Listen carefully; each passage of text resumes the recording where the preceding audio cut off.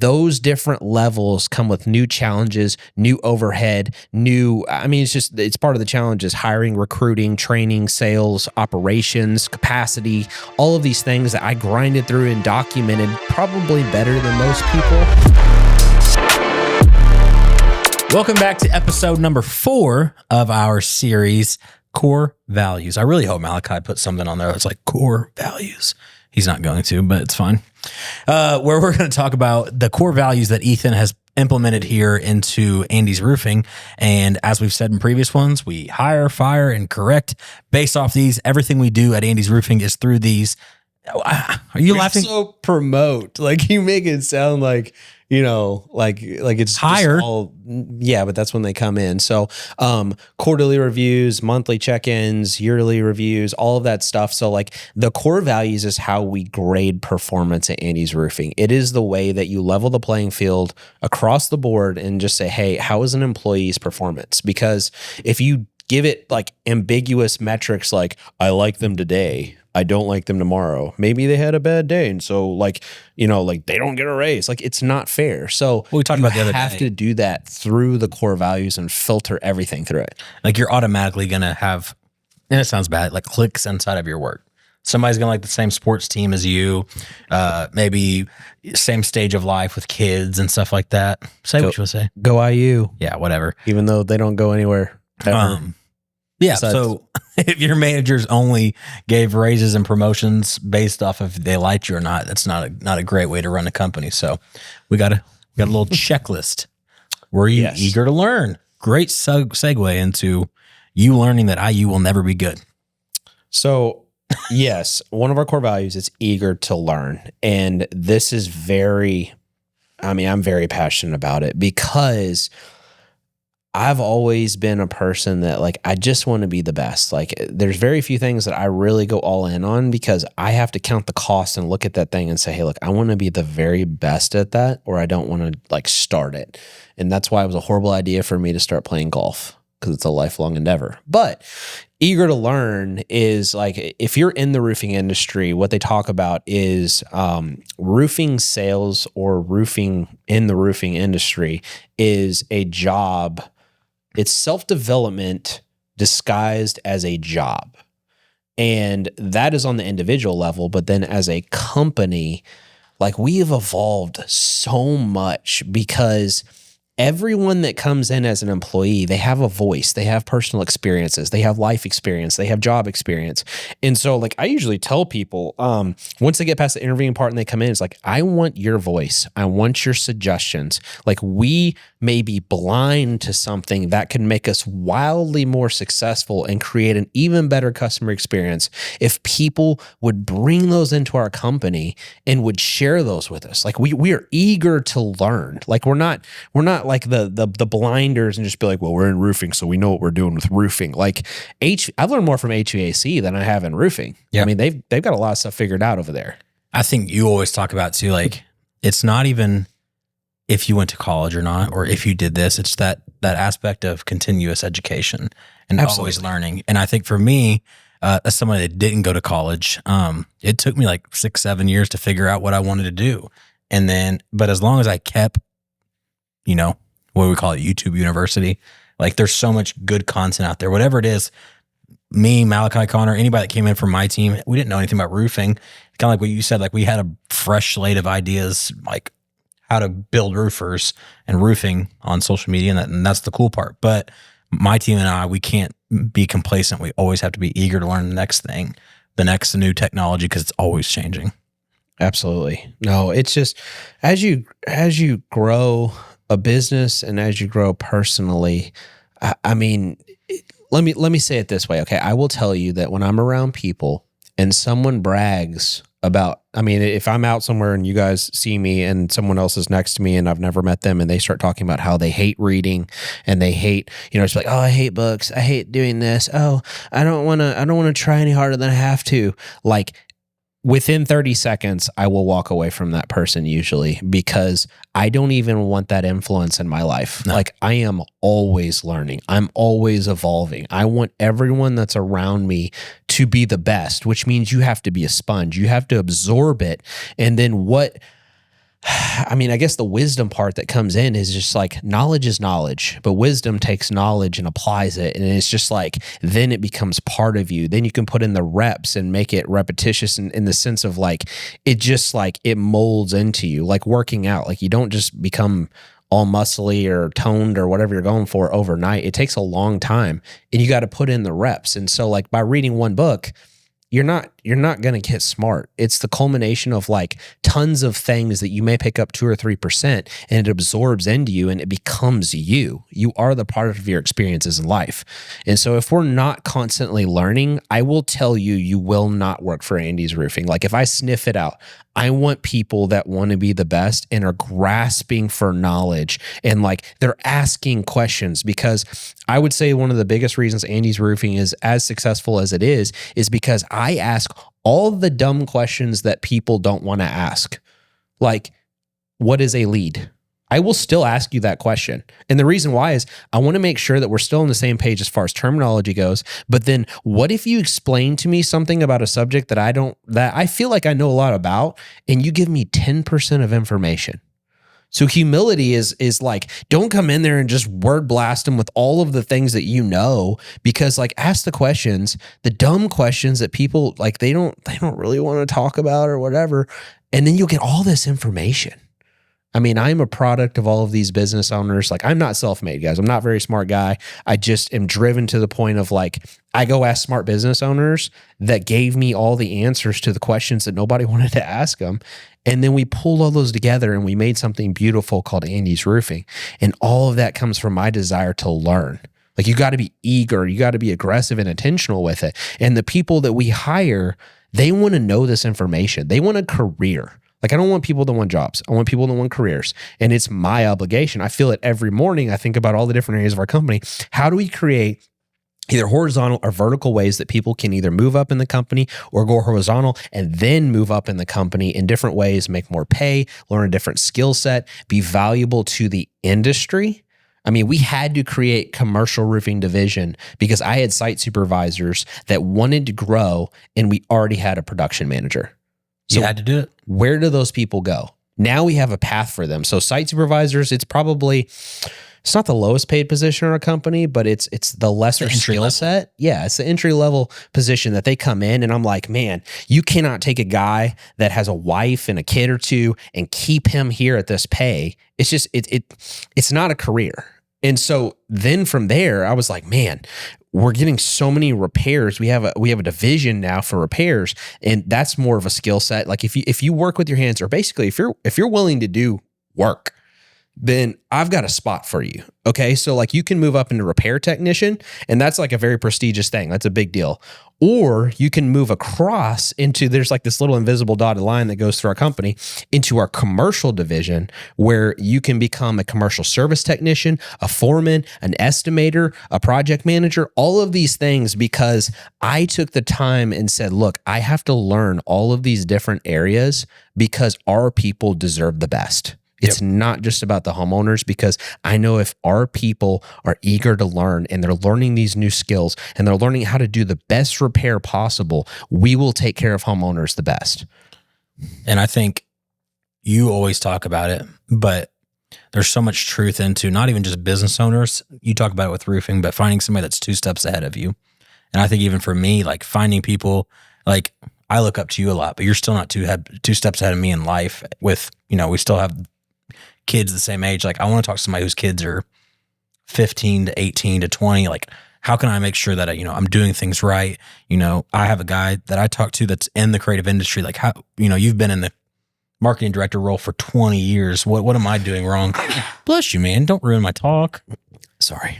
But how do you deal with that? Because you've grown from literally nothing to now this 8-figure company. What does that look like to you? How are you still finding people to reach out to and at the next level to learn for you? Because it's not all about books and podcasts, dude. It's about that number that you can literally pick up and call. So I'm in an interesting place because I've achieved most of the things that I set out to achieve. And so now, as any business owner that maybe has got to a place where I'm at now, is instead of looking just this way, you start looking back this way. And it's time to give back to the people that got me to where I am. So I'm very passionate about it. I mean, this year we're starting to build my personal brand because I remember, I mean, the first 2 years of Andy's Roofing, or about 2.5 years, I mean, I called them the dark years because there's that pattern or that time of grind where you're just like, you're so in the weeds, there's no sleep, you're just grinding, you're documenting, you're trying to make money, you're trying to take care of homeowners the best possible way and still get good Google reviews and make everything run and get the production figured out and all that. And it's just like, you need to know that there was somebody else that went through that too. And I was lucky enough. I went to these conferences and I found, like, I mean, one specifically, roofing process conference, what it used to be. Like, I went to that and I found these business owners that were in the same boat as me. And then there was people that were 2 levels ahead of me, because if I can explain that to somebody, so like there's different levels of a roofing business specifically. I can't speak to other industries because I don't know what those levels are, but it's just like 0 to 1 million, 1 to 3 million, 3 to 5 million, 5 million to 8 million, and then 8 million to 13 million. And those different levels come with new challenges, new overhead, it's part of the challenges: hiring, recruiting, training, sales, operations, capacity, all of these things that I grinded through and documented probably better than most people, because I wanted to build something like legacy focused, like something so big and so good that, like, if I died, it could keep running and growing and creating an impact on the community. Like, I'm not interested in South Carolina. I'm interested in Louisville and Southern Indiana being the very best roofing company that's there, like that ever existed in that area. Like, I want them to talk about us. Well, while we're there too, the elephant in the room is, are you having a hard time finding that next person? Because I know there's a lot of people selling out to PE, private equities coming into these places. Just for these people to hear, you have really no intention, like, to sell. This is your last name. This is your family. Like, you talk about your legacy. Like, yeah, absolutely. You want to build this. Like, you're building in Sellersburg. Like, so to do what I'm doing right now is not attractive to PE or private equity for people that are not in the know. I get probably 3 to 5 offers a week, or calls, or different things that try and come in. I mean, they were sending literature to our office for months there on a repeat basis. And what it is basically people with a lot of money or a pool of money want to come in and latch on to something that you have grinded through creating and building, and it's beautiful, and they want a piece of it.